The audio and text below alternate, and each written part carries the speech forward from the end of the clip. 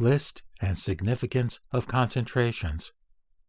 As a result, he produced a perception which did not lean on any dharma, and he came face to face with many doors to concentration. The names of the concentrations were as follows. It surveys the own being of all dharmas, the non-apprehension of the own being of all dharmas, entrance to the cognition of the own being of all dharmas, non-difference of all dharmas, spectator of the unchangeability of all dharmas, illuminator of all dharmas. From all dharmas, darkness has vanished. It shatters the cognition of all dharmas. It tosses all dharmas about. The non-apprehension of all dharmas, bedecked with flowers. Within its body, it consummates all dharmas, having abandoned illusion, calling forth images reflected in a mirror, calling forth the sounds of all beings, without any dirt, gladdening all beings, a follower of the vocal sounds of all beings from skill and means, consummation of the whole variety of letters, words, and vocal sounds, the state which comes from feeling no rigidity, inexpressible in its essential nature, attainment of unobstructed emancipation, visit from the king, grammatical analysis of speech into words and letters. It has insight into all dharmas. It has left the sphere of all dharmas behind, the unobstructed limit of all dharmas, fashioned like the firmament, like a thunderbolt. The king is near, the unrivaled king, victorious. One cannot avert the eye, fixed on the element of dharma. Come out of the element of dharma, granter of consolation. It has roared like a lion. No world for beings to be reborn in, free from dirt, undefiled, lotus array, annihilation of hesitation, follower of all substantial excellence, elevated above all dharmas, attainment of the super-knowledges, the powers, and the grounds of self-confidence, piercer of all dharmas, seal of the desisting from becoming on the part of all dharmas, the ocean in which all dharmas lose their becoming, spectator of all dharmas without distinction. It has left behind the jungle of all views and actions, without darkness, without a sign of all dharmas, freed from all attachment, without a trace of laziness. It sheds light on deep dharmas, fashioned like Meru, irresistible. It shatters the circle of Mara's army.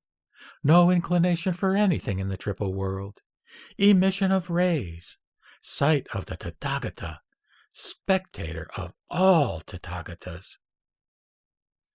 Established in these concentrations, he saw the Buddhas and Lords in the countless worlds in the 10 directions as they revealed this very perfection of wisdom to bodhisattvas.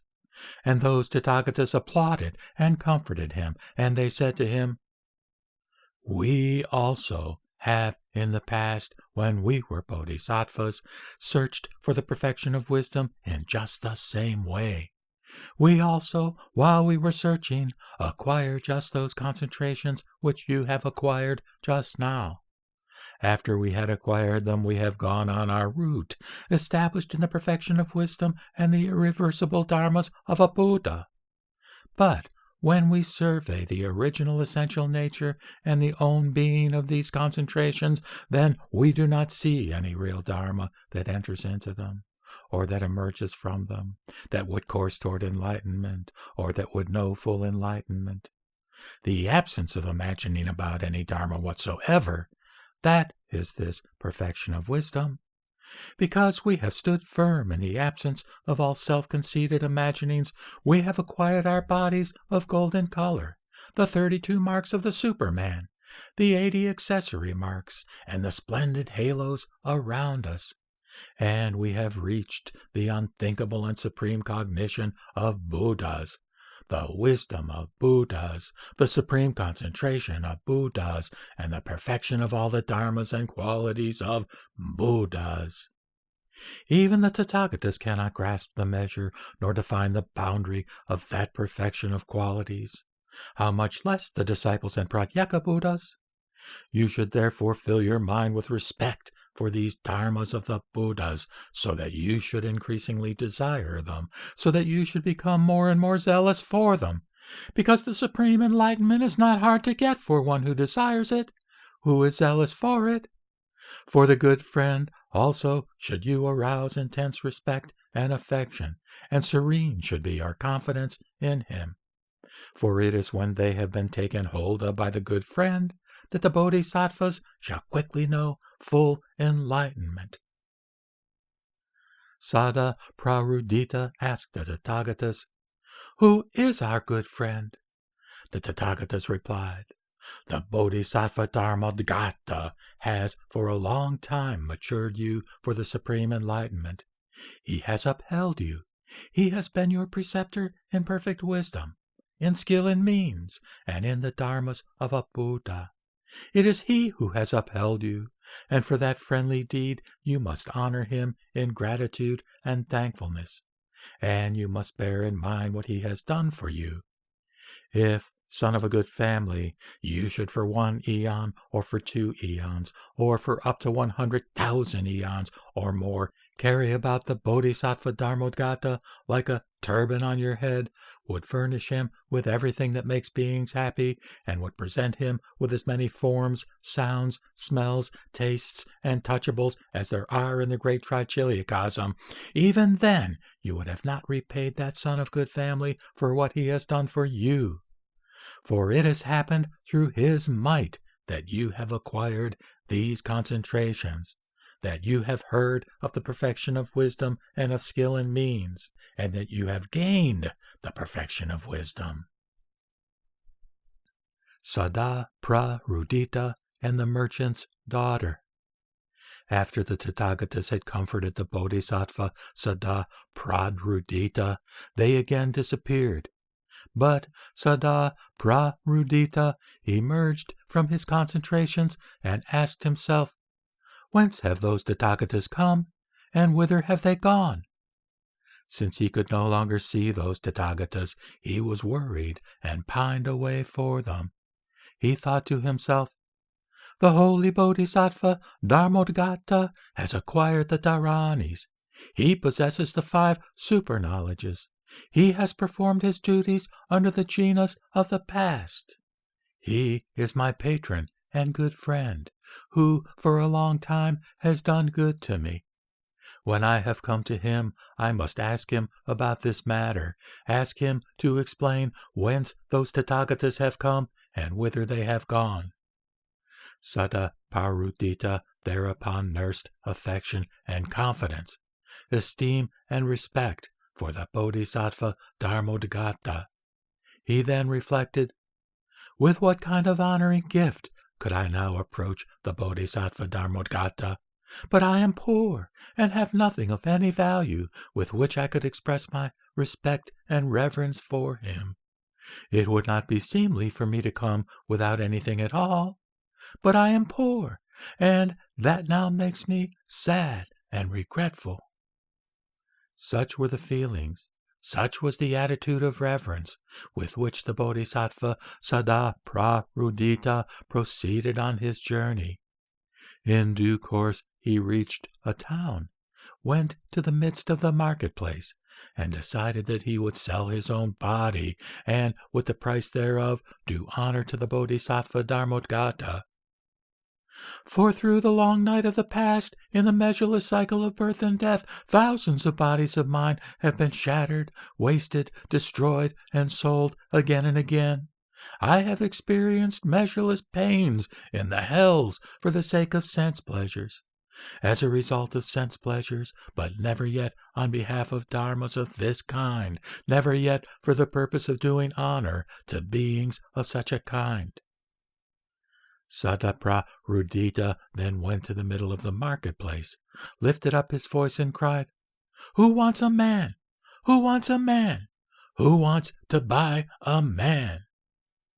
Thereupon Mara, the evil one, thought to himself, "Let me obstruct this bodhisattva, Sadaprarudita, for if he succeeds in selling himself out of concern for Dharma, if he then goes on to honor the bodhisattva Dharmodgata, and to ask him, with regard to the perfection of wisdom and to skill in means, how a bodhisattva, coursing in perfect wisdom, may quickly achieve full enlightenment, then he is bound to reach the ocean of sacred knowledge, shall become inaccessible to Mara and his host, and will reach the perfection of all qualities, after which he will work the wheel of all beings and take them away from my sphere, and others again he will take away after he has known full enlightenment." Mara, the evil one, thereupon so disposed the Brahmins and householders in that town that they could not hear the voice of Sadaprarudita. When Sadaprarudita could not find a buyer for himself, he went on one side, wailed, shed tears, and said, "Alas! It is hard on us that we do not find a buyer even for our body, so that we could, after selling our body, honor the Bodhisattva Dharmodgata." Thereupon Sakra, chief of gods, thought to himself, "Let me weigh up the Bodhisattva Sadaprarudita. Will he now, filled with earnest intention, renounce his body out of concern for Dharma, or will he not?" Sakra then conjured up the guise of a young man, went to the Bodhisattva Sadaprarudita, and said to him, "Why do you, son of a good family, stand there dejected, pining away and shedding tears?" Sadaprarudita replied, "I want to sell myself, but I cannot find anyone to buy my body." Sakra, in the form of the young man, said, "On behalf of what do you want to sell yourself?"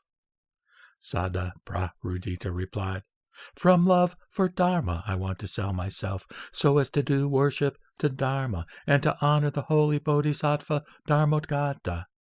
But I do not find a buyer for this body of mine. I have therefore thought to myself that, alas, I must be a person of exceedingly small merit indeed." The young man said, "I myself have no need of a man, but my father is due to offer sacrifice. For that I require a man's heart, his blood, and the marrow of his bones. Those you may give to me, and I shall pay for them." Sadaprarudita then thought to himself, "I have exceedingly easily got what I desired. Now I know that my body is sufficiently perfect for me to win perfect wisdom, skill in means, and the dharmas of a Buddha. Since this young man, I have now found a buyer for my heart, blood, and marrow." With his mind bristling with joy and all ready, he said, "I will give you my body, since you have need of it." The young man asked, "What price do I give you?" Sadaprarudita answered, "Give me whatever you will." Sadaprarudita then took a sharp sword, pierced his right arm, and made the blood flow. He pierced his right thigh, cut the flesh from it, and strode up to the foot of a wall in order to break the bone.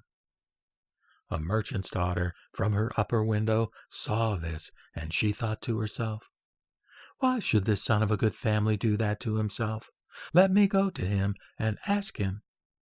She went up to Sadaprarudita and said, "Why do you inflict such fatal treatment on yourself? What shall you do with this blood and with the marrow of your bones?"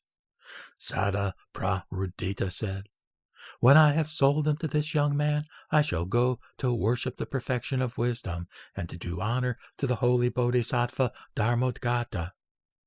The merchant's daughter said, "What is the kind of quality, what is the excellence of the qualities which you will create in yourself by your wish to honor the Bodhisattva Dharmodgata after you have sold your own heart, blood, and marrow?" Sadaprarudita replied, "Dharmodgata will explain to me the perfection of wisdom and the skill in means. In them I shall train myself, and as a result I shall become a refuge to all beings. And after I have known full enlightenment, I shall acquire a body of golden color, the 32 marks of the Superman, the 80 accessory marks, the splendor of a halo, the rays of which extend to infinitude, the great friendliness, the great compassion, the great sympathetic joy, the great impartiality, the 4 grounds of self-confidence, the 4 analytical knowledges, the 18 special dharmas of a Buddha, and I shall acquire the 5 super knowledges, an unthinkable purity of conduct, an unthinkable purity of concentration, an unthinkable purity of wisdom, and the 10 powers of a tathagata. I shall fully awake to the supreme cognition of a Buddha, and acquire the supremely precious jewel of the Dharma, which I shall share with all beings. The merchant's daughter replied, "It is wonderful, son of good family, how exalted and sublime are the dharmas which you have proclaimed. For the sake of even one of these dharmas, should one be willing to renounce one's bodies, even for countless eons, how much more so for the sake of many of them? These dharmas which you have proclaimed please me also, and seem good to me. But see, son of good family, I shall give you whatever you may require, and with that you may then honor that Bodhisattva Dharmodgata. But do not inflict such treatment on yourself. I also will come with you to the Bodhisattva Dharmodgata. I also will, together with you, plant wholesome roots, which will help to win such dharmas." Sakra, chief of gods, thereupon threw off his disguise as a young man, and in his own proper body he stood before the Bodhisattva Sadaprarudita and said to him, "I applaud your firm sense of obligation. In the past also the tathagatas have had so great a desire for dharma, and it was that which helped them to know full enlightenment and to gain the precious jewel of the dharma, after they had first coursed over the course of a bodhisattva, and asked questions about the perfection of wisdom and skill in means. I have no need of your heart, blood, or marrow. I only came here to test you. Now choose a boon.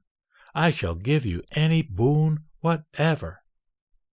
Sadaprarudita answered, "Give me the supreme dharma of a Buddha." Sakra, chief of gods, replied, "That lies not within my province. That lies within the province of the Buddhas, the lords. Choose another boon." Sadaprarudita replied, "Do not trouble your mind about the mutilated condition of my body. I shall myself now make it whole again by the magical power of my enunciation of the truth. As I am in truth irreversible, have been predicted to full enlightenment, and am known to the tathagatas by my unconquerable resolution, may, through this truth, through this utterance of the truth, this my body be again as it was before." At that very moment, instant and second, through the Buddha's might and through the perfect purity of the Bodhisattva's resolution, the body of the Bodhisattva Sadaprarudita became again as it had been before, healthy and whole. And Sakra, chief of gods, and Mara, the evil one, reduced to silence, just vanished from that place. The merchant's daughter then said to Sadaprarudita, "Come on, son of good family, let us go up to my house. I shall ask my parents to give you the riches with which you can express your desire to worship that perfection of wisdom, and to honor that Bodhisattva Dharmodgata, a desire which is due to your love for Dharma." The Bodhisattva Sadaprarudita and the merchant's daughter went together to her house. When they got to it, Sadaprarudita remained standing on the threshold, while the merchant's daughter went into the house and said to her parents, "Mummy and Daddy, you must give me a part of your wealth. I want to go away with the 500 maidens you gave me for servants. Together with the Bodhisattva Sadaprarudita, I want to go to the Bodhisattva Dharmodgata in order to worship him, and he shall demonstrate Dharma to us, and that way we shall acquire the Dharmas of a Buddha." Her parents replied, "Who then is this Bodhisattva Sadaprarudita, and where is he just now?" The merchant's daughter said, "This son of a good family stands at the threshold of the door to our house, and he has set out determined to know full enlightenment. In other words, he wants to set all beings free from the immeasurable sufferings of birth and death." And she told them all that she had seen and heard, how Sadaprarudita had sold his body and mutilated it, and how she asked him for his reason, and how he praised and revealed to her the unthinkable qualities of a Buddha and the immeasurable Dharma of a Buddha, which he had in mind as his goal.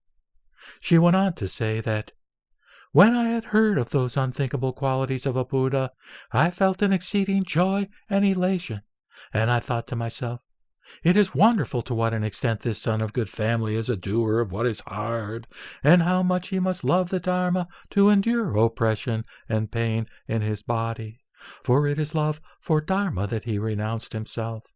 How can we fail to worship Dharma and make a vow to reach such stations, we who have vast and abundant possessions?" So I said to that son of good family, "Do not inflict such fatal treatment on yourself. I shall give you abounding riches, which you may use to worship and honor that holy Bodhisattva Dharmodgata. I also shall go together with you to that Bodhisattva, and I shall worship him too. I also shall accomplish those supreme Dharmas of a Buddha which you have proclaimed. Mummy and Daddy, allow me to go, and give me the riches I have asked for." Her parents replied, "It is wonderful how well you have related the hardships of that son of good family. Unthinkable, for sure, must be the dharmas for the sake of which he endures these hardships. They must be the most distinguished in the whole world, a source of happiness to all beings. We will give you our permission to go. We also should like to come with you to see, to salute, to honor, to worship that Bodhisattva Dharmodgata." The daughter replied, "Do as you say. I would not oppose those who are on the side of what is right." The meeting with Dharmodgata. It was thus that the merchant's daughter set out to worship and honor the Bodhisattva Dharmodgata.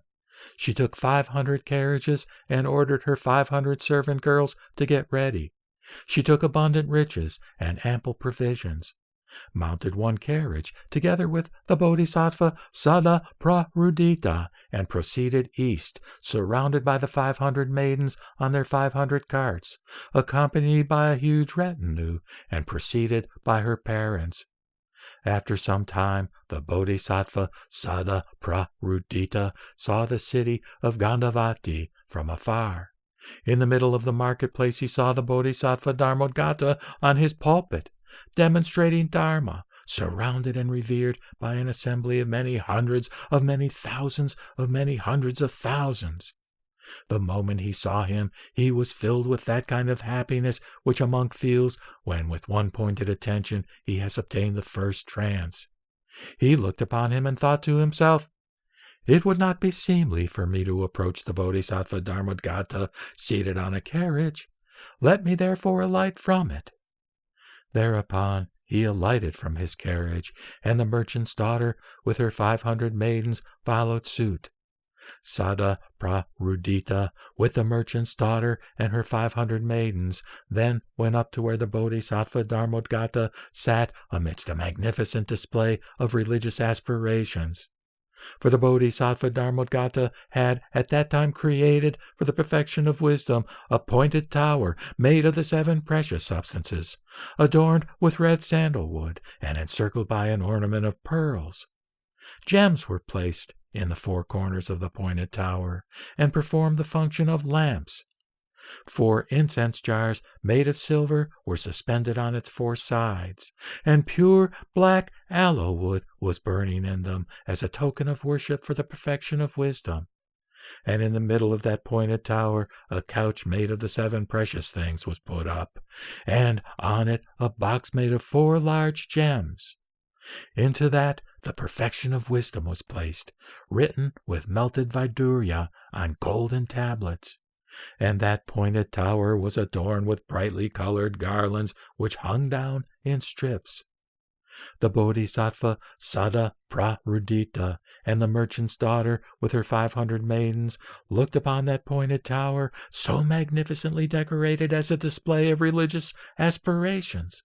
They saw thousands of gods, with Sakra, chief of gods, scattering over that pointed tower heavenly mandarava flowers, heavenly sandalwood powder, heavenly gold dust, and heavenly silver dust. And they heard the music of heavenly instruments. Sadaprarudita then asked Sakra, chief of gods, "For what purpose do you, together with many thousands of gods, scatter over that pointed tower, which consists of precious substances, heavenly mandarava flowers, etc.? And why do the devas up in space play heavenly music on their instruments?" Sakra answered, "Do you not know the reason, son of good family? This is the perfection of wisdom, the mother and guide of the bodhisattvas. When bodhisattvas train in it, they soon reach the perfection of all qualities, and consequent on that, all the dharmas of a Buddha, and the knowledge of all modes." Sadaprarudita replied, "Where is this perfection of wisdom, the mother and guide of the bodhisattvas?" Sakra answered, "The holy bodhisattva Dharmodgata has placed it in the middle of this pointed tower, after he had written it on golden tablets with melted Vaidurya, and sealed it with 7 seals. We cannot easily show it to you."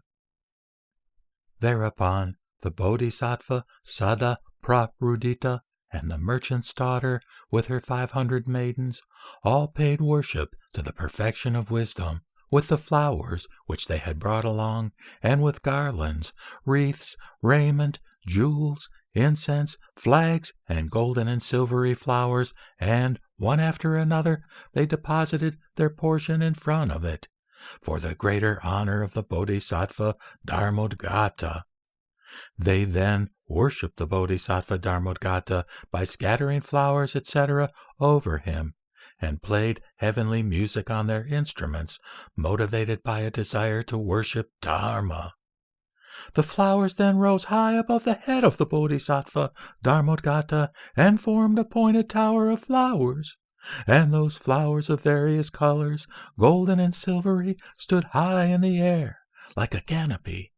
And also the robes, raiment, and jewels stood high up in the air, like a pavilion in the clouds. When the bodhisattva Sadaprarudita and the merchant's daughter with her 500 maidens beheld this wonder, they thought to themselves, "It is wonderful to see how much wonder-working power this bodhisattva Dharmodgata possesses, how great a might, how great an influence. So far he courses but in the course of a bodhisattva, and now already he possesses so much power to work wonders. How much more will he have after he has known full enlightenment?" The merchant's daughter and the 500 maidens thereupon felt a longing for the bodhisattva Dharmodgata.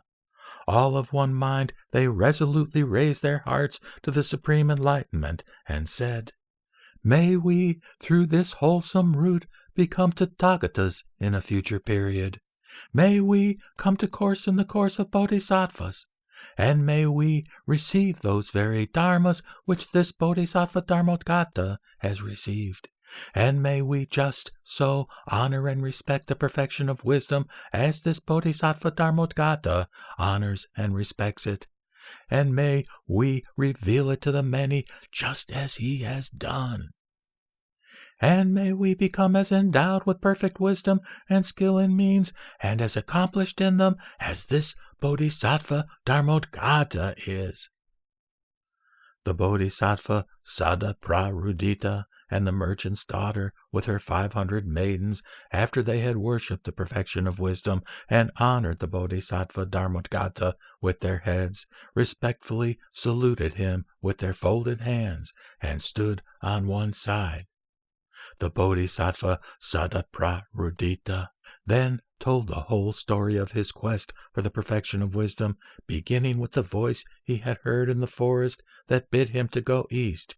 He told Dharmagata how he had stood in many concentrations, and how the Buddhas and lords of the 10 directions had comforted and applauded him, and had said, "Well done, son of good family. These concentrations have issued from the perfection of wisdom. By firmly standing in the perfection of wisdom have we achieved all the dharmas of a Buddha." He went on to relate that the tathagatas then vanished again, and I emerged from that state of concentration. I then asked myself, where from now did these tathagatas come, and whither have they gone? I thought to myself that the holy Bodhisattva Dharmagata has received the Dharanis. He possesses the 5 super knowledges. He has done his duties under the jinas of the past. He has planted wholesome roots and is well trained in perfect wisdom and skill in means. He will explain to me this matter as it really is, and tell me where those tathagatas have come from and whither they have gone to. Now I have come to you, and I ask you, son of good family, where have all those tathagatas come from, and whither have they gone to? Demonstrate to me, son of good family, the coming and going of those tathagatas, so that we may organize it, and so that we may become not lacking in the vision of the tathagatas.